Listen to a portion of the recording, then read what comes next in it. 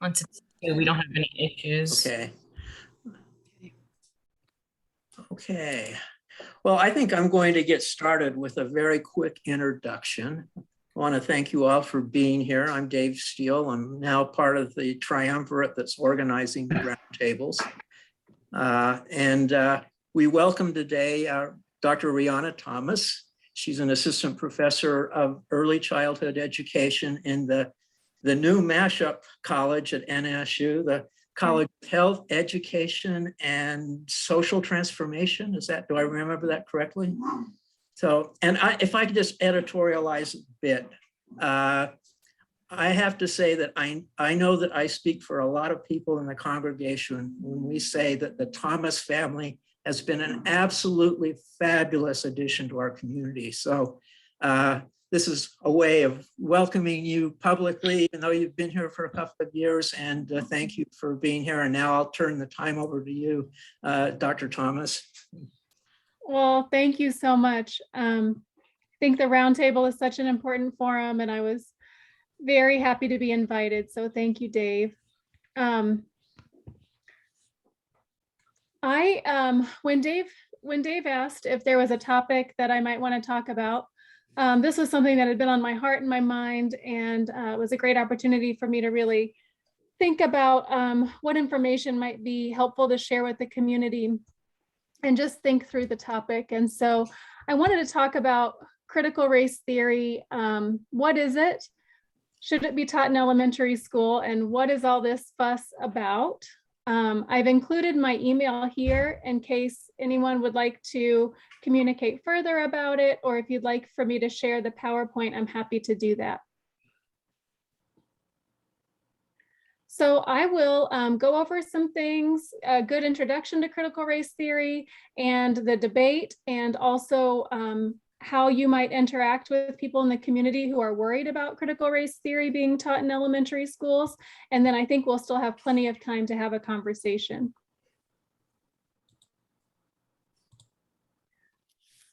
Okay. Here we go. Okay, so critical race theory was developed in the 1970s, and it's a theory that originated in law. To help scholars understand why racial inequity persisted, even though there had been significant civil rights legislation, notably Brown versus the Board of Education. Even though all of these civil rights laws had been passed in the 60s, they saw that racism was persisting and inequalities persisted. And so they wondered, why is this happening? And developed critical race theory to help understand how things persisted even though the laws were changing. And as Dave mentioned, I am a professor of early childhood education. So my primary concern is, how does this affect education? So what does critical race theory have to do with education? In the 1990s, scholars like Gloria Ladson-Billings began applying critical race theory to try to understand why racial inequity persisted in education. And so I was introduced to critical race theory during my doctoral studies as I was becoming a researcher trying to understand the cultural and social effects in education.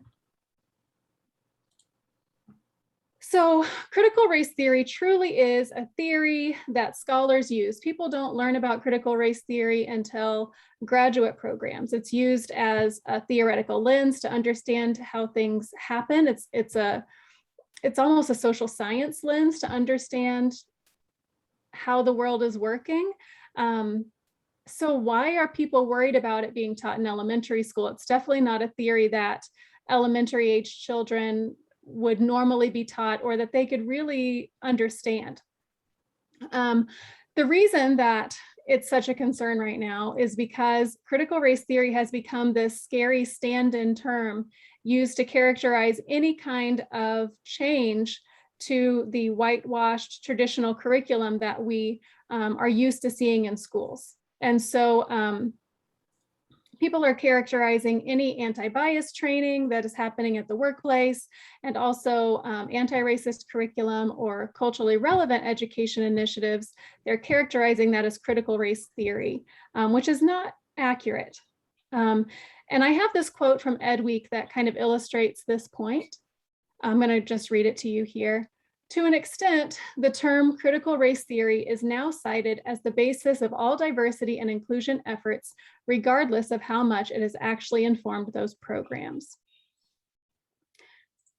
And this did not happen by accident. This use of critical race theory as a blanket term to characterize changes that folks might be trying to make to the workplace or to education, this has been a concerted effort. So back in September of 2020, Christopher Rufo, a conservative activist, said on Fox News that just said the president has the power to stop all of this training that's happening at the federal level. So any anti-bias training at the federal level, he said the president could just stop this critical race theory training if it was happening in a federal organization. And the very next day, he was contacted by the White House to help draft the federal order that you probably heard about, banning critical race theory in any federal anti-bias training.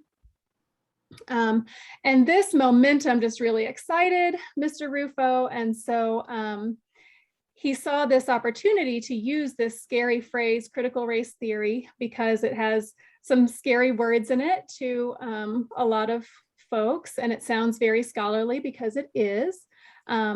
And we do have a culture now that's kind of anti-academic. And so it kind of works to get people worked up and upset. And so you can see kind of the interworkings of what Christopher Rufo has done in his tweet from March. He said, "We have successfully frozen their brand, critical race theory, into the public conversation and are steadily driving up negative perceptions. We will eventually turn it toxic as we put all of the various cultural insanities under that brand category." So you can see that this is an effort to label anything that might work toward racial progress as critical race theory, and therefore something scary that the general public does not want to promote. And it's working. In 5 states, they have passed laws banning critical race theory and other teachings about race in schools. And those kinds of laws are being introduced to the legislature in more than a dozen other states. It's really made for some polarization in school boards, including some difficulty here in the Las Cruces Public School District when the district here in New Mexico, there has been the Yazzie Martinez decision that the schools have not been serving bilingual Indigenous and Mexican American students well because the curriculum is not bilingual, instruction is not broadly enough bilingual, and the curriculum is what we call whitewashed, only giving this Eurocentric perspective of history and other areas. And so the Las Cruces Public School District, in learning about the Yazzie Martinez decision that the schools do need to serve those Indigenous and bilingual students better, put out an equity and inclusion group and also a statement on equity and inclusion.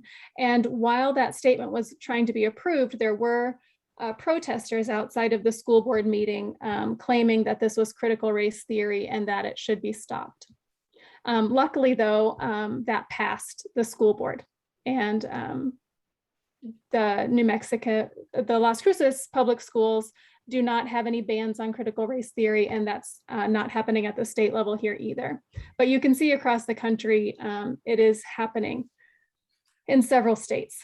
The other thing, besides school boards being politicized, is that teachers across the country, even if they were learning a little bit about, gosh, maybe I should be talking about race and racism in my classes, or maybe I should be teaching history a little bit differently. They're beginning to get very worried about doing that kind of teaching in their classrooms because of this ban, and worried about maybe parent backlash or school board backlash.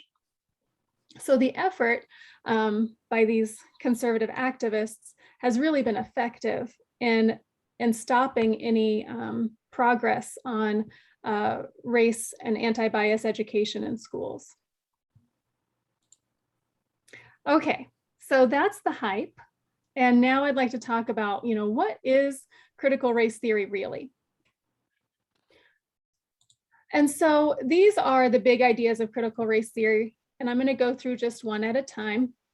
So first of all, just making it clear that race is a social construction. It was something made up by people to establish and maintain power.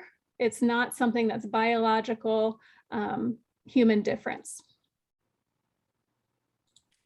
It's also, and here's the big one that I think people get upset about. The idea is that racism is a normal part of American life. This is not something that only is performed by a few groups like the Ku Klux Klan. This is something that people of color experience in their normal day-to-day life.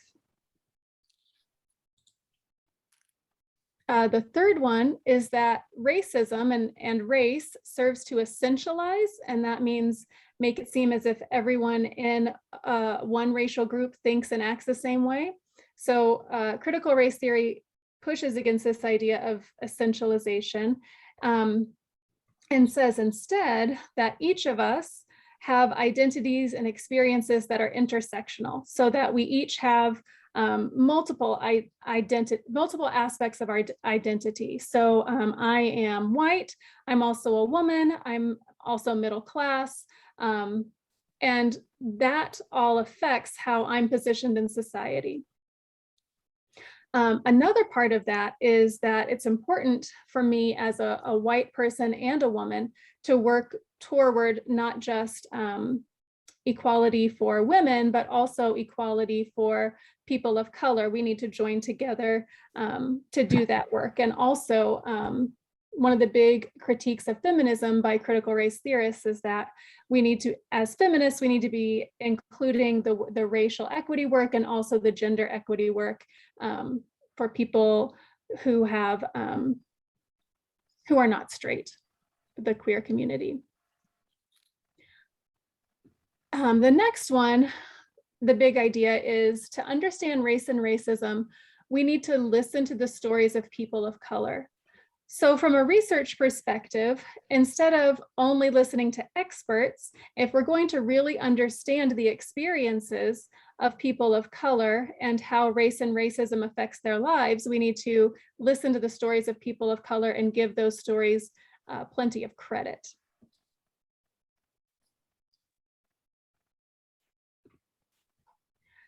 Here's another one that's kind of hard to swallow, I think, especially for Unitarian Universalists. And that is that many liberal ideas that are thought to be good can actually be harmful.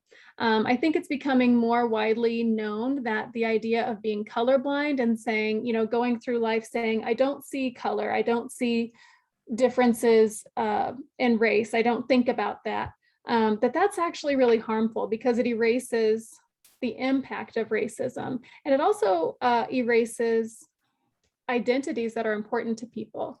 A good friend of mine in Kansas City told me, when people say that they don't see my race, it takes away part of my identity as a Black woman. It's important for me that people do see my race, because that's part of who I am. And also a belief that laws are neutral, and that if we just go by the word of the law, then that would fix the problem of racism. They reject that liberal idea. And also liberal notions of being content with incremental change. We'll have this little change and then this little change, and then finally we'll get there. Critical race theorists get pretty frustrated with that. They said it's been long enough. so much for incremental change. It's time for a big change. So I think I've got one more here. And that is, in order for people of color to make progress, they must align their goals with white elites, people who have power in the society. And that oftentimes that partnership that's required to make progress diminishes the goals that people of color can strive for.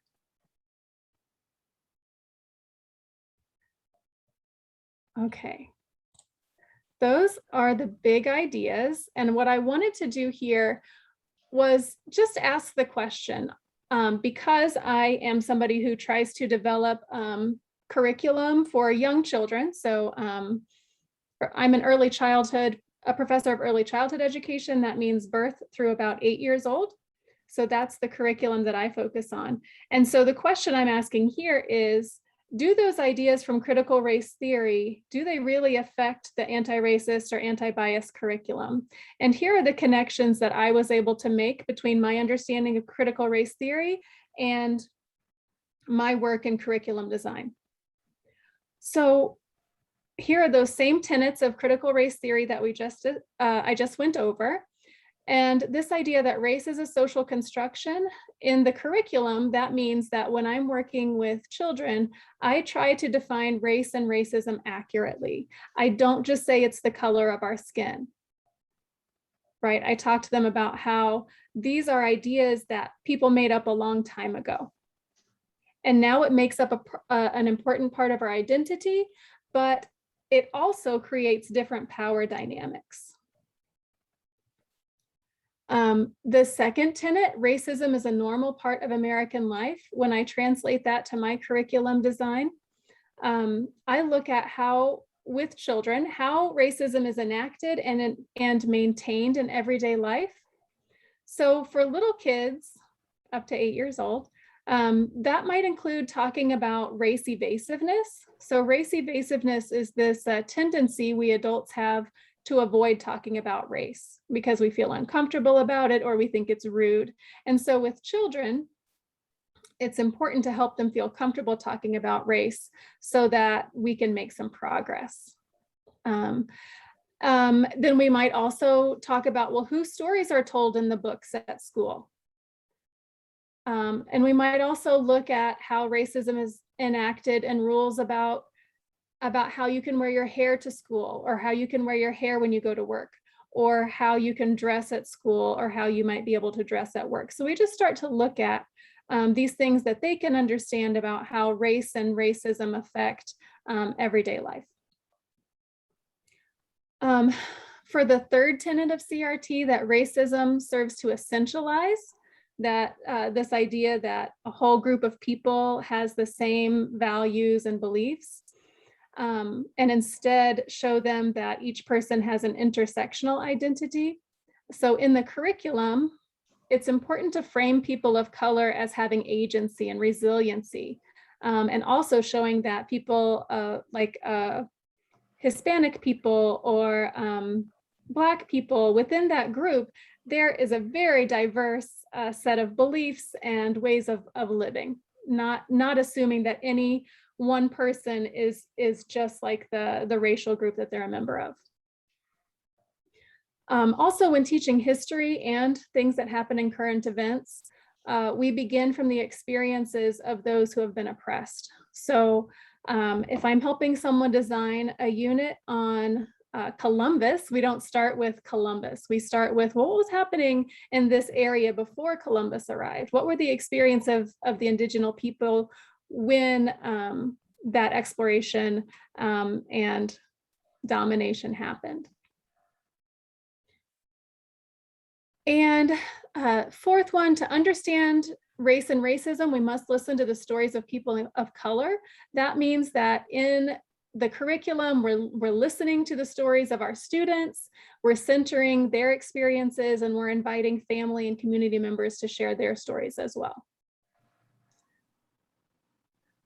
When I considered how the idea of liberal ideas being harmful might affect curriculum design, I thought the way that that might translate to curriculum is helping children cultivate a comfort and accuracy in talking about race, so that they can critically analyze situations like color blindness and race evasiveness.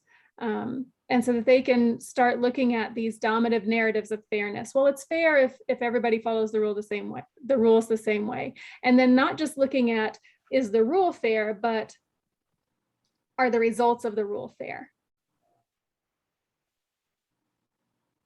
And for the last one, in order for people of color to make progress, they must align goals with white elites, and this diminishes the goals they can strive for. When I'm working with children of any race, it's really important for me to help them see that they can do something. It's not just teaching them about all the difficult parts of American history or teaching them about race and racism. It's also helping them see, well, how can they make a difference?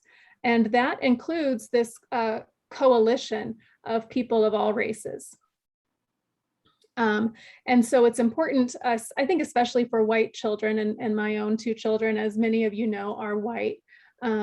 It's been very important for me to share with them examples from history of how white folks have gotten involved to try to make change, and to help them think about when that involvement has been especially helpful, and how they might get involved to support racial equality. Okay, one more slide and then we'll open up for some conversation. So I wanted to give you some talking points if you are out in the community and you hear people talking about their concerns with critical race theory in the school curriculum. And so I pulled up about 3 common arguments that I've heard, like concerns that people have when they think critical race theory is happening in the elementary school, and some possible responses. So one common concern is that critical race theory is being taught in schools. And like I just tried to explain to you, that critical race theory is a theory used at the graduate level by researchers and scholars. It helps them understand how racism and unequal outcomes are perpetuated. It's not taught in elementary school, but what scholars and academics might learn from critical race theory could influence the anti-racist curriculum, like I just showed you on that previous slide. One really big concern that people have, that white parents have when they hear that critical race theory is going to be taught at the elementary level, which it's not, but one thing that they worry about is that they are going to teach my children that they are racist because they're white. That is not the goal of anti-racist curriculum. So if you hear that, you could say some of these things, that anti-essentialism, acting as if one group of people is all the same, is not what CRT does not want to act as if all people in one group are the same. That includes white people, right? We want to push back against this idea that every racial group is homogenous. And critical race theory scholars use the idea of intersectionality to understand how several aspects of identity affect how individuals are either privileged or oppressed in different contexts. And then also, I think it's very important to point out that critical race theory recognizes that cross-racial collaboration is essential for progress. And then the final, I think, common argument is that critical race theory teaches that the United States is a bad and racist country. And this is something that I've even seen, like in the New York Times, that some folks who have written editorials are worried that we need an identity as a nation that is positive. And they worry that this teaching that United States is racist will really make it difficult for people to feel patriotic. And when I designed anti-racist curriculum informed by my own understanding of critical race theory, I think it's really important that we teach history accurately and honestly, and that means the good and the bad. That's going to help students become informed leaders. And we can also focus on the times in our country's history when significant change has been made, so that children can develop some hope and leadership skills for the future. Okay, I just covered a lot, but I would love to open it up to conversation and hear what you're thinking, what questions you might have or experiences you might have had on this topic. Thank you, Rihanna. So let's see how good of a cat herder I can be. There's a lot of us here, and I'm really delighted that so many of you have tuned in today. This has been, I think, really an informative but brief overview of a very complicated topic and one that's very controversial. So there are a lot of us, and we want to make sure that those who have questions or comments have an opportunity to do so. Let me ask that people raise their hands or use the reaction option at the bottom of your screen, and I will I'll try to call on people, and if I am missing somebody, call me out on it. So we'll open the floor now for questions and answers. Charlie Welch. Thank you so much. That was fantastic. And to me, the hardest part of all of this, I think it was your third item, how you teach. And you said one of the things is you frame people of color as agentive and several other adjectives. And that is the very hardest part for me, to don't say people of color are great for this reason or great because they aren't all the same. How do we avoid making those assumptions that all Black people are the same? Yeah. Well, one thing, I have a really specific example, Charlie, that I can share with you. But first, let me just say, I think it's really important to show the agency and resilience. I think those are the two big ones for me. I think I had 3 adjectives, like you said, but and just showing that when groups of people have been oppressed, and I focusing on the history of the United States, they have shown this resilience, this keep going. And you may have heard like Black folks talk about Black joy, and Black joy is even this pushback against, even though we have had centuries of oppression, we find joy and we persevere. And so I think that it's really important not to lose sight of that, especially as a white person trying to teach about history. And so really helping kids see that it's not just a sad thing to be a Black person, or it's not just a sad thing to be Hispanic. There are wonderful and beautiful things about the culture that they have cultivated, not in spite of and because of that persistent oppression. Okay, so that's that. But I want to show one example that I've just been working on in the curriculum of my own family conversations about the N-word. And I try, my kids were going to school with Black children, and they would sometimes hear the word and they would hear it in music, and they wanted to know, what is this word? Why do people get so worked up about it?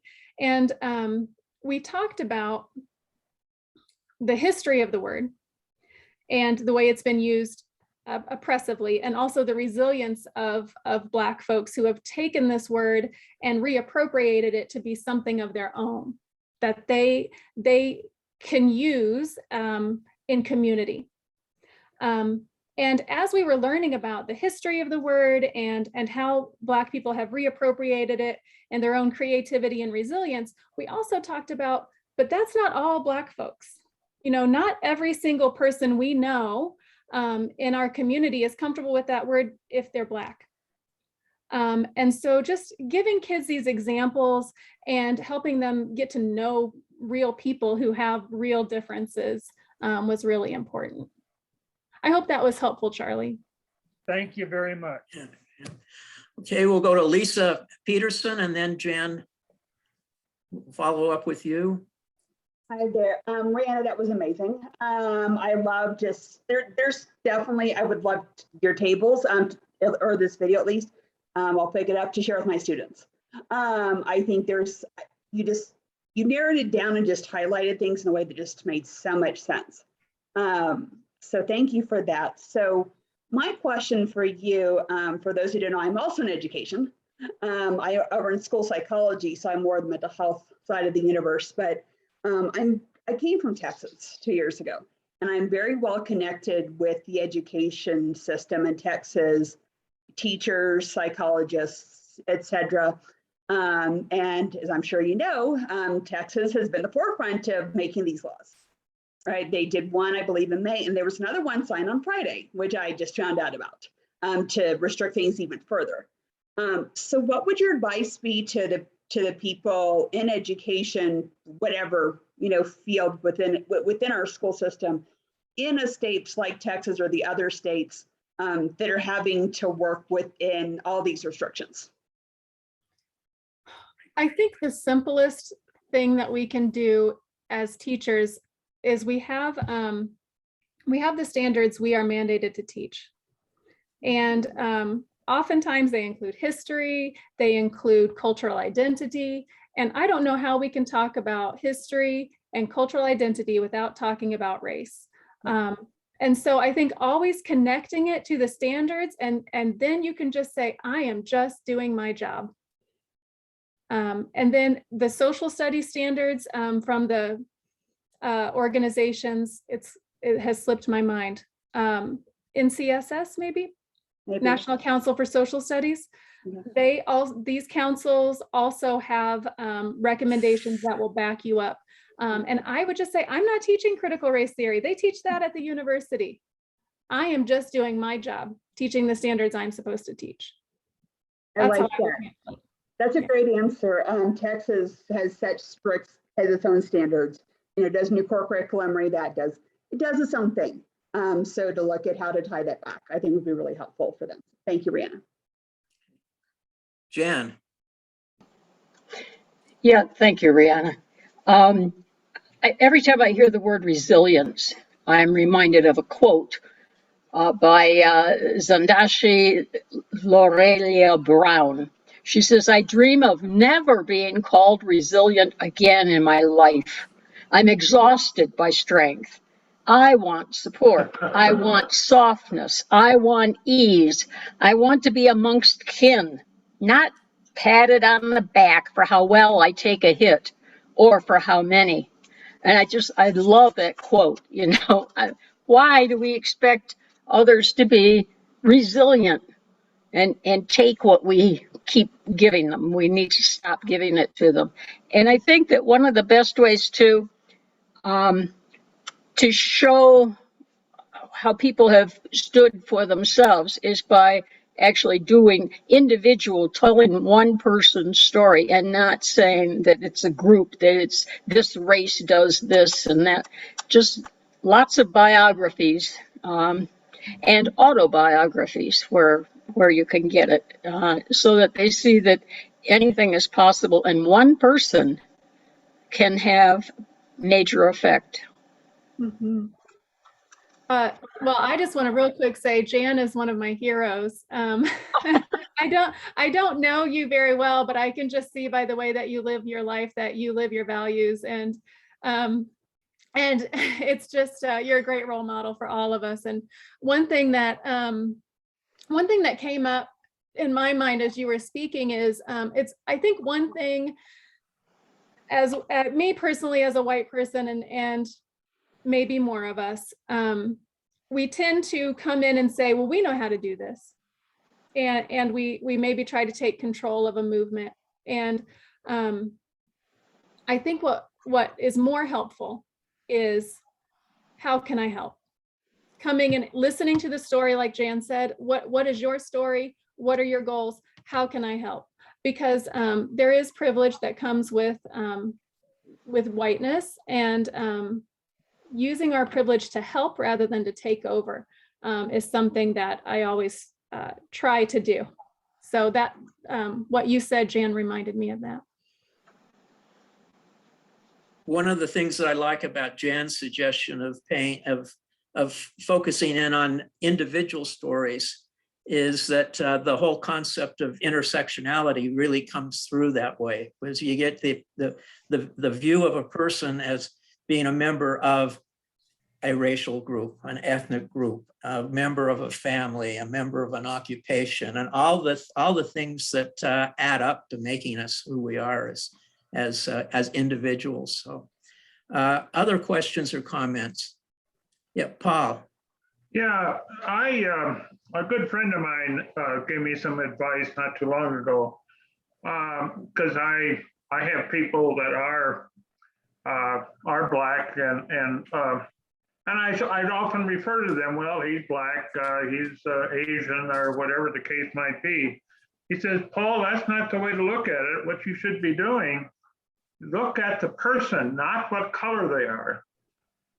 Judge the person for who they are, what their character is, what their goals are. Would you be comfortable with them? I think, will we ever be able to get to that in our multiracial society, where we look at the character of a person rather than their color? Yeah. I find a lot of hope with what the kids are doing, the young people are doing, when I watch and see how they interact with each other.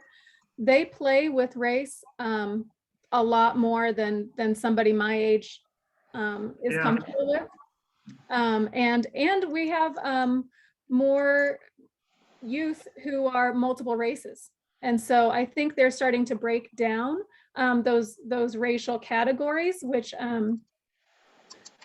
I think is a really great thing. But also I think it's this balance, right, Paul, of like recognizing someone's racial identity and how meaningful that is to them, but also seeing them as an individual within that identity. Yeah, I just want to follow up. I have a daughter-in-law who is black, and I've developed a relationship with her. I don't see her as black anymore. I really have a lot of respect for her, and that's not true of everyone. But I think when you get to know people and who they are, that just develops. That's my experience. Thanks. Other I comments? think there was a problem with what you said, Paul. Go ahead. You said, I have a lot of respect for her, so I don't see her as black. Does that mean that you tend to see black people as not being worthy of respect? Oh no! I misstated that. I said it wrong. I'm just saying that I would hope that the way that I feel about my daughter-in-law, I hope I felt that way about everyone that different color than I am. That's really the way I meant it.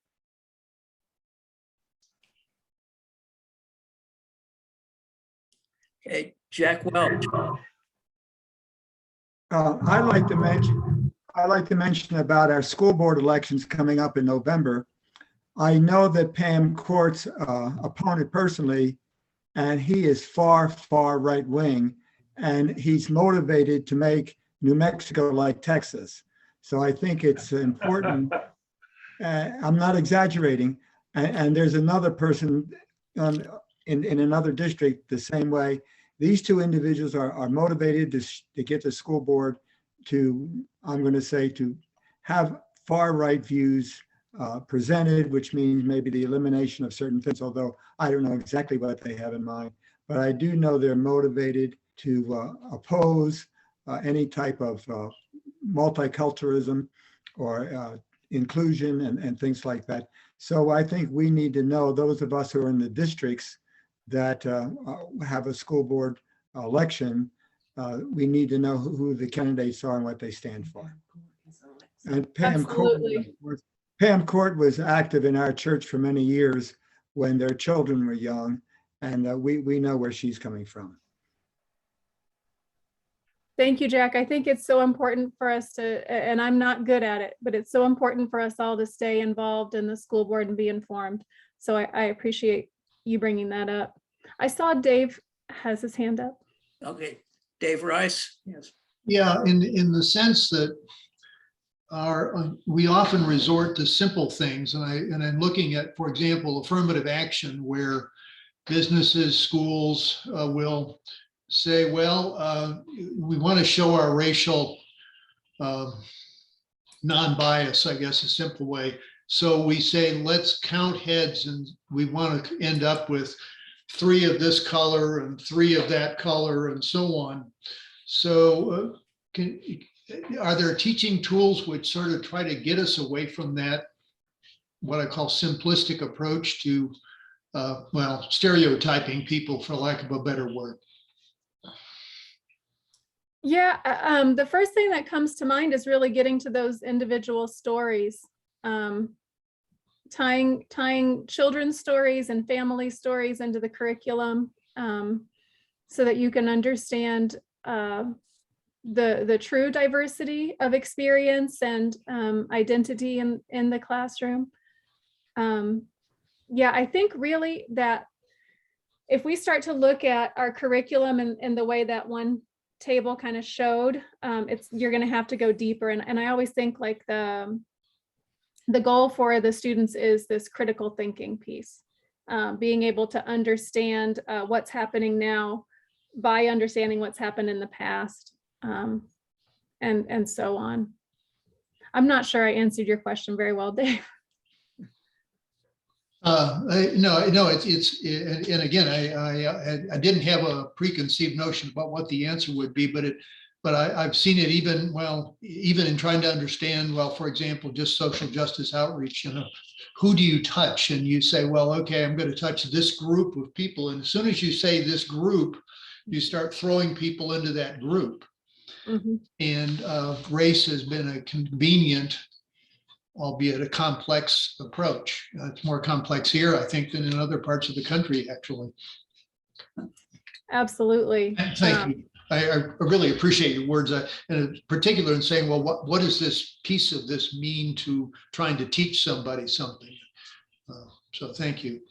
Yeah, and I wonder if this idea that you're talking about, like, well, if we just make sure we have this many teachers who are Mexican American, or if we have this many teachers who are bilingual, or this many teachers who are Black, well, that solves the problem automatically. Or if we make sure each class has a mixture of demographics in students, then that just solves the problem.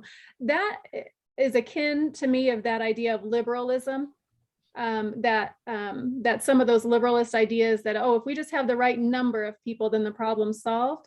And I think what critical race theory helps me understand is we've got to go a lot deeper than that. Thank you. Other questions, comments? Yes, Zoom user, you're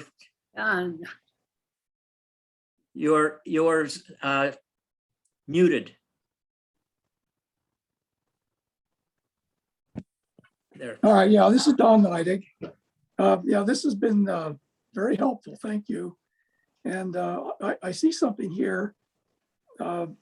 This is a hard thing for anybody, any typical protester to get their arms around, isn't it? When you look at all the pieces to this, and I just couldn't help but think. I saw this quote when I read one of CNN's political writers. He said that most people don't know what critical race theory is. That's why it's a perfect tool to scare conservatives.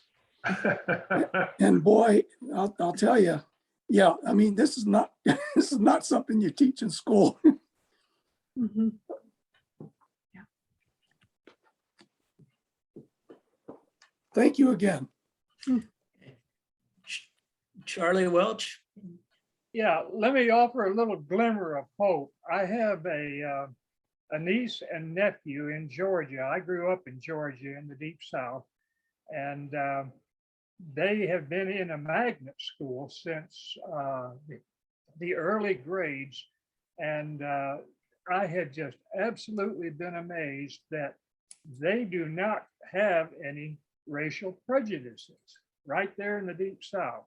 It has to do with how you conduct your magnet school. As Rihanna has been saying, it isn't enough just to put people together. You got to have a little understanding while you're doing that. And the culmination that for me was when my nephew went to college. He applied for scholarships, and there was a Black lawyers group who was offering 2 scholarships during that year. And they gave my nephew one of them, and he's white as he can be. And I think that really demonstrates, Charlie, just it's important for white folks too to have a deep understanding, as deep as we can without experiencing racial oppression, but an understanding of how race operates, and a willingness to work against racism. Yeah, I have a feeling your grandson had to demonstrate that to receive that scholarship. Oh, absolutely. He was, characterized by his fellow students as part of it. And they had all kinds of criteria. And just the other person was a Black female. And the fact that they would have been so, they weren't promoting Blacks. They were promoting scholarship, and that's what made the difference. Dave Rice, did I see your hand up a minute ago? Well, I'll ask another question for that. When I think about, for example, teaching and the idea of stories, I hearken back, I can remember vaguely the stories, all white little readers that we would have about Dick and Jane doing this, that, and the other thing.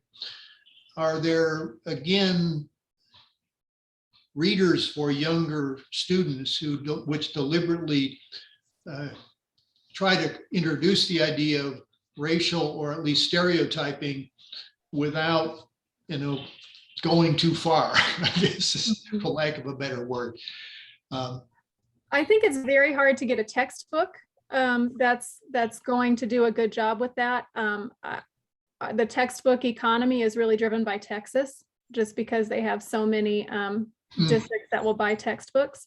But there are some wonderful children's books. And so when I'm helping teachers select children's books, some things I ask them to look for are, look to see who wrote it.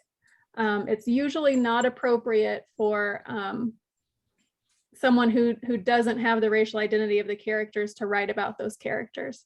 And also,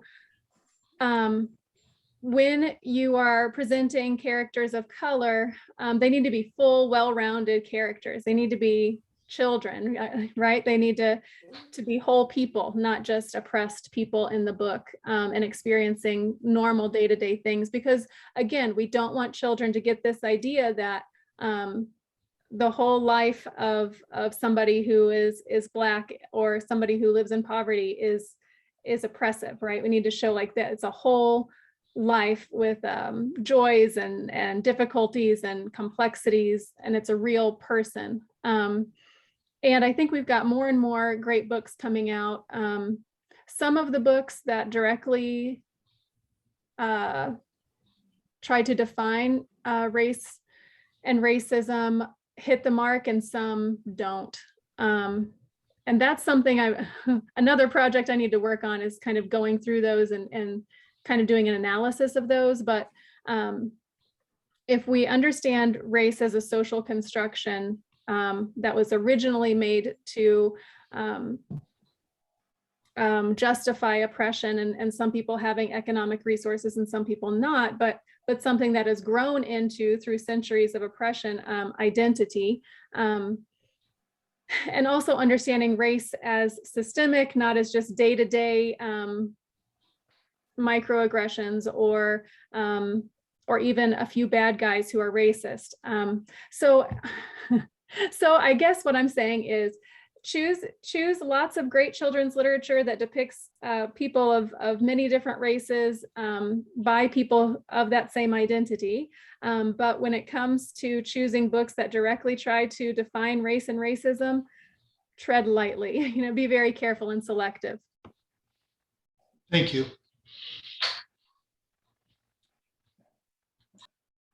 Okay, Jane, did I see your hand up? Okay, Jane Ash. You're Rihanna, thank you very much for that excellent presentation. And just as I was listening to everybody and a lot about the affirmation of listening to people tell their stories, it made me think back to my own days of teaching in Athens, Georgia, just 2 years after the schools were integrated. And the principal at my particular school hired myself. He recruited a teacher from another school and teamed us with one of the Black teachers in his school. He built a portable unit out in back of the building so that we could be as creative as possible and not have to deal with the resistance of other teachers. And I will never, ever forget the experience. It was life transforming for me when the school year started, and I was listening to the incredible fighting and bickering going on between the children, the Black and the white children. And so the three of us in this team, we had been told we could do anything we wanted. These children these were the kids who were performing the most poorly in the whole fourth and fifth grade, this fourth and fifth grade combination classes. And the other group we did get was the most gifted and talented because other teachers didn't want to deal with their parents. So we had these extremes. But after about a week or two of our talking about curriculum, what we were going to do, I said, it's really pointless to talk about curriculum. Let's talk about how we are going to get the children to work together to get beyond this racial bickering. So we each took different assignments to work on this, and mine was to take the training from Bill Glasser. And so what we started doing at the end of every day is having dialogue circles that were run by the children. Each day, a different child took a turn. And so each of us had about 30 in the class, and every month and a half, a child had the opportunity.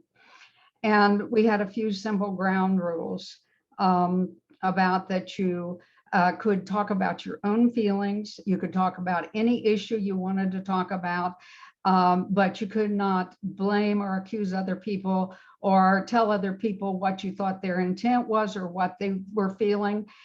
Well, it was astounding. The teachers, we did not enter into it at all. The child who was in charge ran the meeting, and the conversations were amazing. Them telling about how they were feeling left out or what they felt bad about. And after the children listened to this, they would just affirm that kid. And in no time, the kids were behaving totally differently toward each other, and we could get on with teaching. So hearing and getting people to genuinely listen to how the other person is experiencing a situation and how they're feeling about it, it truly can make all the difference. And, in terms of creating racial healing, in my opinion, that's what it taught to me. And then just the last thing I want to say, that it is interesting. We have all of us, I mean, there's been a lot of conversation about people who are perpetuating the negative ideas about critical race theory being highly conservative. And I am wondering about our use of that term. Is that a political term? We know, all of us, we do tend to be very liberal, and in our church, we tend to be Democrats because we think of that as a group of people who are liberal in their thinking. However, we all know very, very good people who are also would be labeled as conservatives if we're talking about political position. And, I'm just wondering, in a way, how we get beyond that. I know some pretty liberal people, or at least who feel liberal, believe they're liberal, and in many ways in terms of their political philosophy, but yet they still demonstrate some very racist attitudes. That's just something to think about, I think. Thank you, Jane, for this story and for all of your work in education, which continues, I know, in this community. I think you brought up such an important issue in terms of conservative and liberal, and there's a lot of essentializing that happens there too. And it's something that, as hard as I've worked with my own children to help break down those essentialist ideas about any group of people, I've noticed this talk that's happening about, oh, that person must be Republican, and I see how dangerous that is. I'm very happy to see I think there are a couple people on the call who are in my course at the university. Thank you for being here. And in that course, there are a lot of spaces that we all are in where we know that political ideologies are going to be very different. And that experience to me is really, I don't ask people what their affiliation is, but I try to make it a very welcoming space, similar, I hope, to what you were describing, Jane, where we can talk to each other and try to listen to each other and really hear each other without just trying to get our own argument across, and trying to just bridge some of those big gaps between understanding each other. And we've even gotten to a place in our country where if you're not in my political group, you must be evil. I mean, that word evil is just going around in these really harmful ways. And so I'm so glad you brought it up, and I see it happening sometimes in the way that I talk, and I think it's something we really need to keep an eye on. Yeah. Thank you. Yeah, I think we all struggle with it. I do. Let me say, I struggle with thinking about, what am I saying? How am I saying it?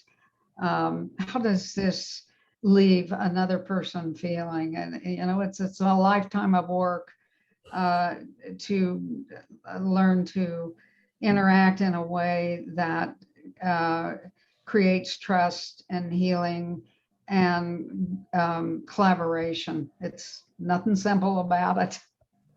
Well, and I think I can say this one last thing before we have to wrap up. I think for all the worry that people have about critical race theory and how politicized that worry is, I hope that you could see in my presentation that critical race theorists do not endorse any one political, they are critiquing both approaches. And so I think that's a little ironic. Okay. Thank you again very much, Rihanna. We really appreciate the. Yes, very much. Thank you. And let's see, Lisa Peterson, do you have one parting comment you'd like to share with us? I thought I saw your hand. She was applauding. Oh, okay. Okay, all right. Thanks, Jan.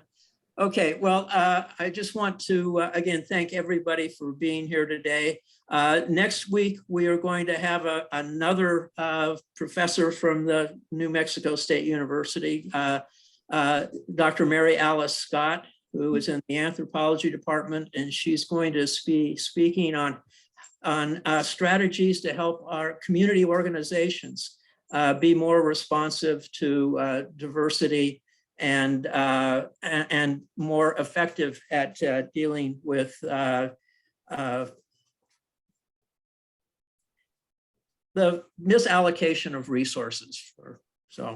So we hope to see you all next week, and until then, make it a great week, everybody. So thank you again. I'll just say Thanks, David. Dr. Scott Thanks, is David. fantastic. I Thanks, hope you Brianna. can join. Thank you, everyone. Bye-bye. Thank you, everyone. Thank Have a you. great afternoon.